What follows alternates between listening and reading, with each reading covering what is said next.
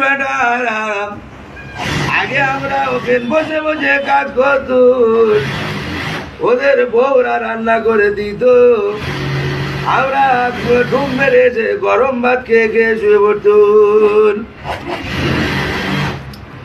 ও সারা কৃষি কি করে দর্জিদের পদে দিয়ে সারা গাড়ি শুরু করে দিয়েছে।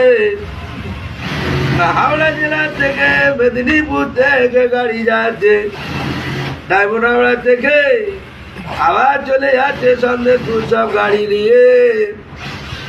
আর আমাদের বড় গ্রামে যেসব বড় লোকের ছেলেরা আছে, ওদের শ্বশুর বাড়ির টাকা গাড়ি মেরে বাড়ি সব কারখানা করে গরিব মানুষ ছেলেগুলো সব দাদন দিয়ে কিনে এলে, আর সব সারা 30 টাকার মাল সারা 14 টাকা দিচ্ছে। ও